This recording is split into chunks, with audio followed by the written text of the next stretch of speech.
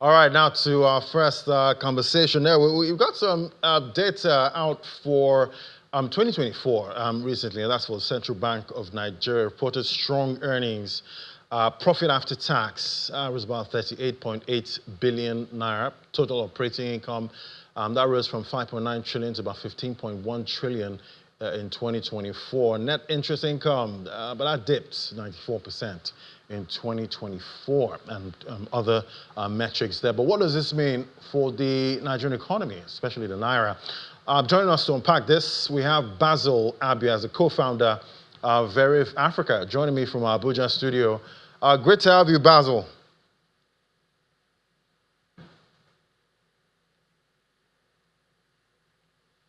Hi, Ladi.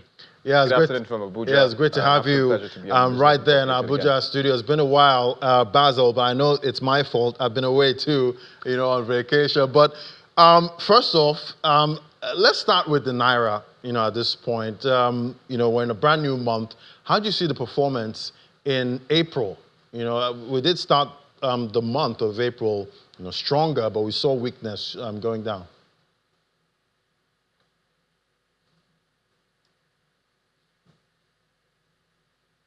Yeah, so obviously April was marked by a lot of exogenous shocks on the Naira. A lot of people have to understand this. There's barely a lot that the CBN or the Federal Ministry of Finance can actually do, including the NMPCL, to strengthen the Naira when there are certain exogenous shocks that come into play. There's an interplay of the trade tariff deals carried out by Washington, D.C., led by President Donald Trump, with the combination, of course, of the reduction of the Brent crude prices at some point in between the beginning of April and then the end of April as well, marked by a number of factors like increase in crude supply as well as confusion over the trade deals. Now, with that combination, we also had a slight reduction in external reserves because of some internal deepings by the CBN to carry out a number of FX obligations. That contributed in the Naira slightly deepening over during the middle of April. But we're seeing a strengthening in that, and I'm looking at May as something similar. We're not going to have a further reduction in the cost of the dollar against the Naira, but we're also going to, very important to highlight that there would be a lot of parallel market activity. And that context is because the budget year for 2024 is coming to a close, and the budget year for 2025 will pick up just around that time. And I mean, if you're in Abuja, you understand some of that interplay. Obviously, that is not calculated by quantitative data, but we all know the parallel market pressures at some point in Abuja during certain budget year closures and budget year openings. There's always that pressure, and that pressure obviously leads to an increase in the cost of foreign exchange. Right, so, yeah, definitely. Another hot one on the burner is the CBN reporting 2024 earnings. First off, I'd like to get your reaction, when you saw the CBN actually reporting.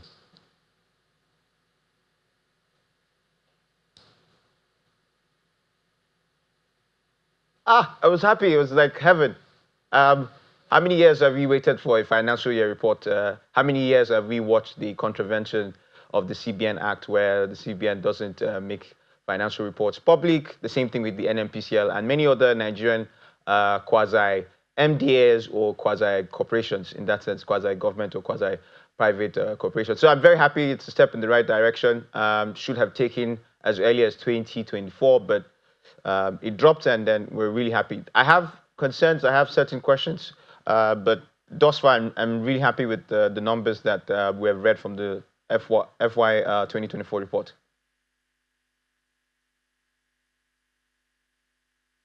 See profit after tax 38.8 billion, and that's coming from a loss, in the previous year. We also see net interest income that dipped about 94% in 2024. Help us break down these numbers and what they mean for the work the CBN has to do, in 2025.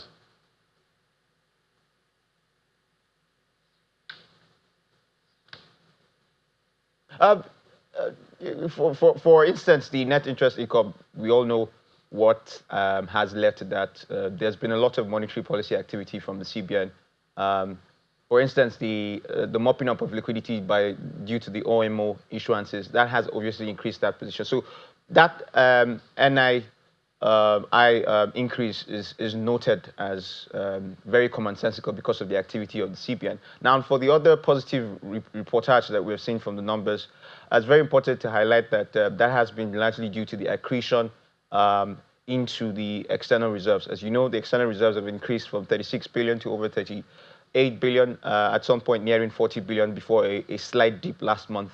And that is because receipts by the federal government from crude oil exports, as well as a market increase in foreign portfolio investments, as well as foreign remittances as well, domestic remittances from Nigerians in the diaspora have led to that accretion. So that increase in external reserves helped out with a lot of the FX obligations. They were, of course, marked by a number of devaluation losses. Those losses wiped out most of the gains.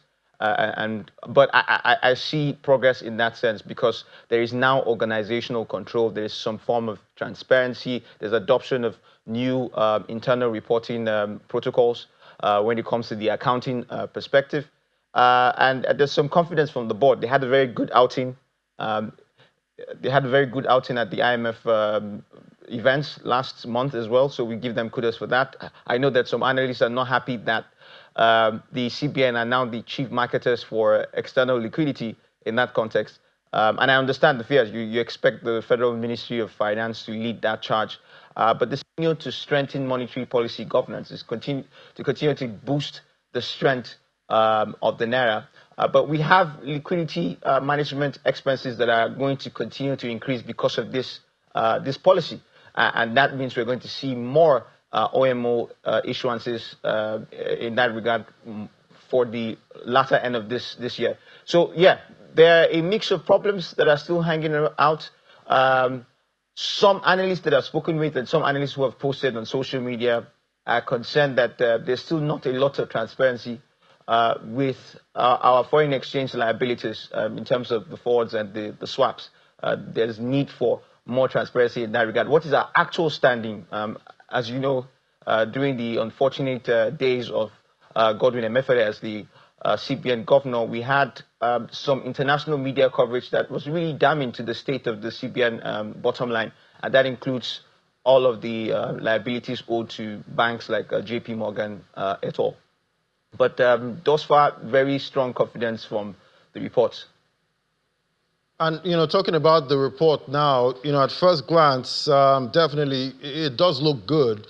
But does it inspire confidence, for you, for the CBN's ability to actually defend the Naira going forward? That's a very tricky question. Do I have confidence in the CBN to do what is needed? Yes, I have confidence in them doing what is needed. They have very limited tools, actually, in not only defending the Naira, but also fighting inflation. Like I've always noted, wherever I go to in public, inflation is almost out of the control of CBN because most of our inflation is cost push. And because of that cost push dynamic, you want the Federal Ministry of Finance to play that particular role. CBN will do what they have to do, which is continue to strengthen the monetary policy stance. I know that some analysts are proposing a more tiered form of the credit requirements, the cash credit requirements. In that sense, ensuring that they lighten the load on some banks who have very good loan balances in that sense. So these are folks that have very good loan to deposit ratios, and their non-performing loans are better than most peers. And then with that regards, their CRR is reduced or streamlined compared to those who are not doing too well. So that an incentive system so that banks can increase liquidity to the real sector. So that's probably just one recommendation that most analysts will push. But there's nothing much that the CBN can do in terms of controlling inflation. And it's the same thing with the Naira right now. Exogenous shocks will continue to push back on all of the gains of the CBN HQ. Let me give you a very important fact now. And there's a potential that the Brent crude can reduce further again from the $60 per barrel range to even lower than $50 per barrel. There are lots of exogenous shocks in that sense. The geopolitical pressures, some of the conflict happening in the Middle East, conflict again rising from China, Taiwan, Russia again as well. So when you combine that with the tariff madness from Washington, D.C., all of that ambiguity, lack of clarity forces these exogenous shocks on liquidity inflow. And of course, liquidity inflow is directly proportional to the strength of the Naira. So there's very little that the CBN can do, but are they doing well enough? I'll give them that. Right. They're doing well enough. But to answer your question, it's out of their powers. Yeah, definitely. Most central bankers under a lot of pressure right now. But, before I let you go, I know recently you concluded a report on, food prices in Nigeria. Run me through, what you found out in that report. Yeah, it's a primary report. It's a very important baseline because we're working on a dashboard that Nigerians can come and see food production data real time and food price data across board real time. And that baseline has proven to us a number of assumptions right and a number of assumptions wrong. Now, the assumption that is right is that farmers are finding it difficult to engage in agricultural activity because of the increase in insecurity. They're also finding it difficult to access finance. And I keep asking, the CBN pumped at least 1.2 trillion Naira over the last 10 years in their Anko Borrowers scheme. Most of it didn't go to the farmers. And in fact, a vast majority of our respondents, rural farmers in rural areas in Nigeria, smallholder farmers of not more than 2 hectares, told us, according to the quantitative data that we collected, told us that they just have no access at all to finance from either a government source or a financial institution. So that's the problem. There's a financial distribution disequilibrium in that sense, where it's not actually getting to the actual farmers, and that's affecting productivity. Now, the assumptions that we got wrong before we went to the field, and then the field obviously gave us the numbers, was that there is considerable slash or reduction in food prices for a number of reasons. There's more influx of food from our external borders, and then, of course, secondly as well, it seems that the rate and spate of food inflation has started to reduce. That's what the numbers are telling us. And don't forget, we were not looking at market prices. We were collecting farm gate prices. So how the farmers are pricing food vis-a-vis the pressure from the market prices. And it just was obvious that because of the fall or clash or a reduction in market gate prices, farm gate prices had to reduce so that they can compete in terms of those sales. So those external inflow of food, either smuggled or legitimately acquired through our borders, are coming in the numbers and reducing these prices. There's also a seasonality factor, as you know. Only 3% of agricultural activity is due to irrigation. So basically, most of the value chain, the crop value chain production, is carried out only one season alone. So we're a very one-season agricultural environment in terms of production. So the seasonality now for most of the food crops that we covered in our food price survey has shown that the prices are deepening. This doesn't mean that will continue. It obviously means that that's the season for these food crops. At some point, these prices will increase because it will no longer be the season in terms of production. And don't forget, we have storage facility issues. In fact, we covered tomato, and tomato has an average post-harvest loss of about 50% because, again, it is a perishable. We do not do distribution for perishables very well because we don't have a lot of refrigerated trucks.